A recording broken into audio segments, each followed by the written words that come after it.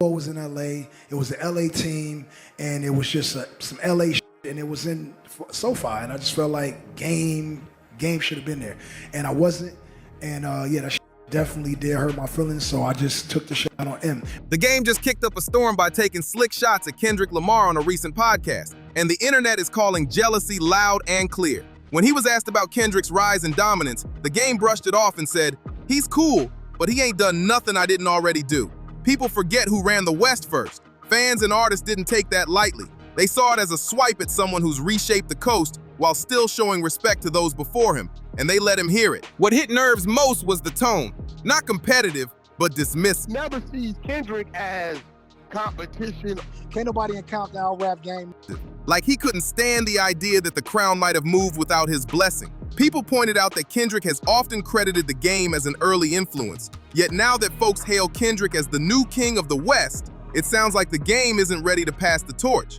Insiders say the tension has simmered for years, fueled by the game feeling underappreciated while Kendrick gets praised as a generational lyricist. And that mix keeps the rivalry warm. Let's be real. In hip-hop, bragging rights are built into the culture, and saying, "I'm the best" is normal bravado. That chest-out talk is fine until it slides from self-confidence into putting down a peer, especially when the argument leans on money and status like it proves who's better. Early commercial wins don't equal long-term dominance, and flexing about luxury cars doesn't decide who's the sharper MC. Kendrick, my nigga, Kendrick do his shit. I love that nigga to death. I love Kendrick to death, but I flew past Kendrick when that nigga was on foot, Range Rover, and showed him how to do this shit. Don't play, nigga. Play with game now. Compton, nigga. Hardest, Compton, rapping, lyricist, me. Any nigga say any different, body him and the nigga he fuck with.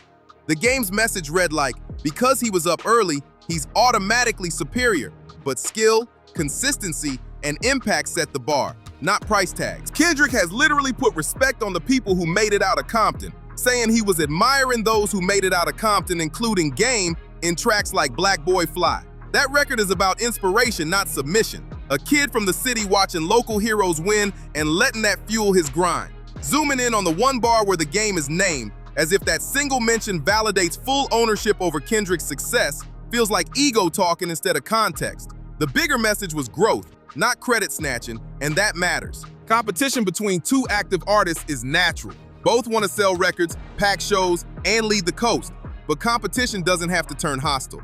Even so, it's obvious the game sees Kendrick as a rival, and that lens colors every comment he makes. The second the talk shifts from "I'm great" to "he ain't all that," the room hears resentment, not just confidence, and that's why this clip went viral at warp speed. Fans can tell when the energy is motivation versus when it's bitterness. Then there's the accountability angle. The game has admitted he was intoxicated during. And I've been in this motherfucker since 2003, right? Because that's when I got signed to Aftermath, 2003. If you ask anybody, anybody that really know me that's in this motherfucking industry, and go ask Dr. Dre, man. Like, sit Dr. Dre down and really ask that about who I am and my character and, like what he really feel about me at the end of the day as a man. So if you could ask Nip himself, he would have told you, and he did tell you out his own mouth what, I contributed, to his career. Coming straight out of West Side, Cedar Block, Bompton, and Top Dog know what it is, Kendrick know what it is, Mustard know what it is, Ty Dolla $ign know what it is, Dr. Dre know what it is, Snoop know what it is. During some of these moments, which might explain the looseness, but it raises a bigger flag when a veteran keeps pointing to the bottle after messy quotes. This isn't a rookie learning media training. This is a seasoned star nearing 50 who knows how words move markets and minds. Experience should bring more control, not the same "I was lit" excuse. And that pattern undercuts the message before it even lands. Own the take or leave it alone, but the backpedal looks weak. Meanwhile, while Kendrick keeps elevating with precision, albums, performances, and cultural moments, the game's comments risk dragging him into a bitterness narrative he didn't need. The wilder thing is this: the more someone tries to shrink Kendrick with talk, the bigger his actual work looks by comparison. Respect isn't earned by flexes, it's earned by delivery, and Kendrick's receipts are heavy, from craft to impact to consistency. If we're breaking down why the culture rates him so highly, the evidence is on the records, not in the rants. So here's where this goes next. To really understand the dynamic, it helps to bring in the perspective of a major figure who's worked right alongside the game and seen the energy up close. Their angle will tell us whether this is just normal competition or a deeper pride battle playing out in public. And that's the lens we need before we judge the stakes, the shade, and the legacy conversation on the West. Take 50 Cent, for example. He's infamous for trolling and public feuds, but through all the drama, he never fumbled his professional ties with Dr. Dre and Eminem. Whatever tension may have brewed behind closed doors, he understood how to separate personal issues from public business. That kind of discipline is what keeps certain artists relevant decades later. Meanwhile, the game has taken a completely different approach. He's repeatedly claimed he's a better rapper than Eminem, not just once or twice, but over and over, including in sober interviews. Confidence is part of the culture, sure, but he says a lot of people's names for shock value. He says things he doesn't mean. He says a lot of things and take it back. You know, he had issues with Joe Buttons, then he runs into him in a club and they're taking pictures. He had issues with Memphis Bleak, then he ran into Memphis Bleak in Miami. It was no problem. See, I'm not a fake person. I'm gonna tell you exactly what it is. He has a lot of inconsistencies. Delivery and timing have made people question whether it's about skill or ego. And let's not forget, some of these statements came during nights when he was visibly intoxicated, making his motives even murkier. The saying, "a drunk mind speaks a sober heart," fits too well here. The game is frequently seen in party environments, and many of his wildest comments seem to come with a drink in hand. One especially strange moment was when he randomly questioned someone's involvement with Diddy during a party in Atlanta, lacing his remarks with innuendo and stirring speculation about Diddy's controversial nightlife. It wasn't based on evidence, just a vibe, delivered recklessly.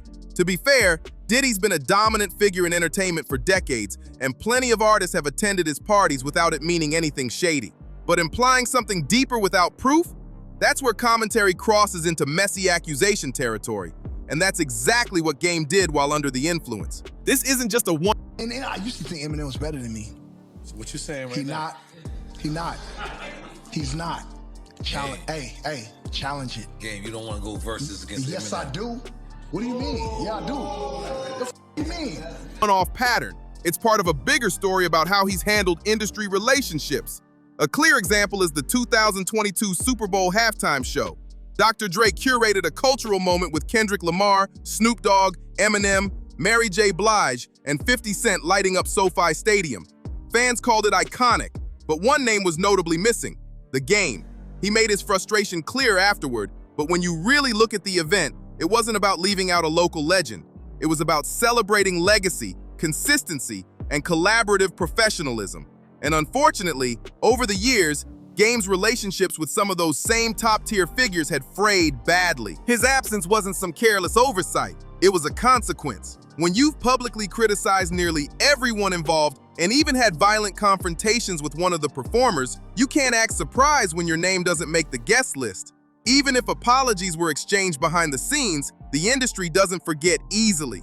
And his lingering resentment toward Eminem seems tangled up in his unresolved issues with 50 Cent, making everything even messier. His logic that 50's refusal to collaborate equals disrespect is shaky at best. The frustration doesn't come across as artistic ambition. It reads like ego bruised by exclusion. This is especially striking because the Super Bowl happened in Los Angeles, Game's own backyard. But that halftime show wasn't about representing zip codes. It was about who built lasting legacies and maintained relationships that stood the test of time. And after the performance aired, Game's contradictions became even louder. Interview after interview, he told conflicting stories about his ties to major players, switching narratives depending on the platform. The deeper you look, the more the inconsistencies pile up. And most of these contradictions didn't come out right after the event. They came months later. Because 50 can't rap. And so I gotta go a level up and challenge the better rapper. Sounding more like emotional reactions than structured arguments. The common thread through it all? A constant demand for recognition. According to Game, everyone's either copying him, sliding on his style, or ignoring his contributions. But despite the millions earned and the elite spaces he shared, it never seems to be enough. What starts to emerge is a picture of someone grappling with fading relevance, responding not through his music, but through loud proclamations demanding credit. And that leads us straight to the ego problem, the real engine behind many of his recent statements. Instead of letting his discography speak, Game constantly inserts himself into conversations that didn't involve him to begin with. One example, he claimed to have inspired Kendrick Lamar simply because he was the first worldwide blood rapper Kendrick might have seen. That conveniently ignores the influence of legends like DJ Quick, who had been holding it down for the West long before Game's rise. It's as if he's rewriting West Coast history on the fly, centering himself in every narrative. Another wild claim? He once said 50 Cent couldn't make great music with anyone else, a statement easily debunked by 50's massive collaborations outside of G-Unit. These kinds of declarations say less about hip-hop facts and more about Game's hunger to be acknowledged as essential to everyone else's success. This mindset came through clearly during a recent Instagram live rant that's been circulating online. While a lot of the video was filled with loops and rambling, certain lines stood out. One in particular? His claim that he almost owned half of Top Dog Entertainment. The way he dropped it was out of nowhere. The live was supposed to address trolling, but suddenly he's talking about how he could have owned Kendrick. That wasn't clarification, that was control posturing. Anytime someone lists past favors as leverage during a beef, it exposes the real motive, recognition, not genuine support. And let's entertain the claim for a second. If Game had actually owned half of TDE, given his history of fractured relationships and chaotic branding, there's a real chance he would have stunted the label's growth before it even began. TDE's success came from careful strategy, stable leadership, and consistent collaboration. 3 areas where Game's history doesn't exactly align. Bringing this up now doesn't make him look powerful. It highlights why he wasn't part of that story in the first place. Instead of clearly explaining why he wasn't part of the Super Bowl lineup, he veered off into old flexes and questionable claims. That's not accountability, that's deflection. He repeatedly said everything he did was off the strength, but then listed every favor for Top Dog and Nipsey Hussle in detail. If the streets already know the respect, why chase online validation so aggressively? It suggests the moves weren't just out of love, they were about building a public image that demands acknowledgement. In the end, this isn't about injustice. It's about an unchecked ego that keeps pulling him into narratives he doesn't control anymore. By constantly attaching himself to names like Kendrick and Nipsey without context, it starts to feel less like homage and more like trying to claim ownership over moments that passed him by. His live stream made it painfully obvious. He says he doesn't care what the internet thinks, but then spends hours pleading his case online. That contradiction is the real story here. The contradiction was impossible to miss. On one hand, the Game demanded credit for everything he claims to have done for others. On the other, he kept repeating that public opinion didn't matter to him. But if it really didn't matter, why spend nearly 20 minutes on a live stream explaining, defending, and comparing his contributions to Kendrick Lamar's? The entire broadcast turned into a real-time case study in contradiction, professing indifference while clearly being bothered. At one point, he referenced something Wack 100 allegedly said, but instead of leaving it at that, he unraveled into a long checklist of favors, affiliations, and accomplishments. What started as a response quickly shifted from explanation to an almost desperate attempt to outshine another man's legacy in his own community, all while claiming not to care. It didn't have to be that way.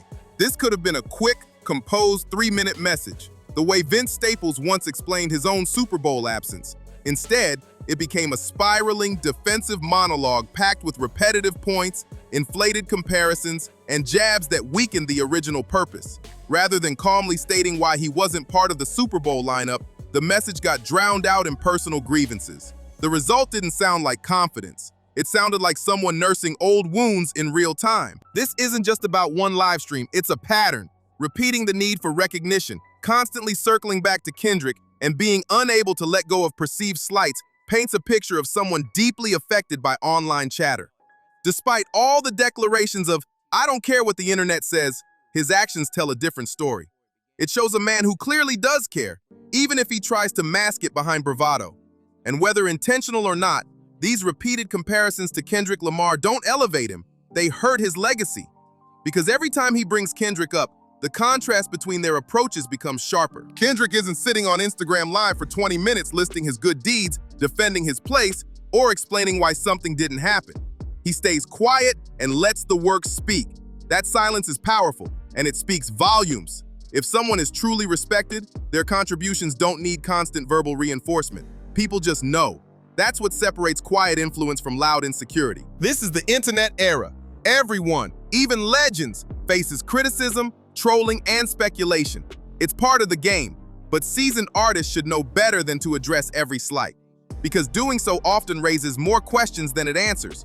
For someone with decades in the industry, the defensive tone feels more personal than professional. Whether it's fame fading, the pressure of staying relevant, or simply not liking how narratives evolve without his input, something keeps provoking the game into these long, emotional responses. And here's the reality. Public outbursts and lengthy online rants might feel good in the moment, but they rarely flip the narrative. More often than not, they reinforce exactly what critics are saying. The world sees Kendrick stay silent while the game explains, and that contrast says everything about how each artist handles legacy. One is busy cementing history through action. The other is trying to rewrite his through live streams. As viewers, all we can do is watch and draw our own conclusions. The internet will always have opinions. That's not changing. But public figures have a choice in how they respond. If the response mirrors the insecurities being criticized, it only deepens the narrative. And that's exactly what happened here. So let's bring it back to you. Do you think this behavior is helping the game's image or damaging it further? Is the criticism fair or just part of the industry cycle? Drop your thoughts in the comments. And if this breakdown gave you some new perspective on the bigger picture, tap that like button, subscribe for more in-depth content, and hit the bell so you don't miss the next story.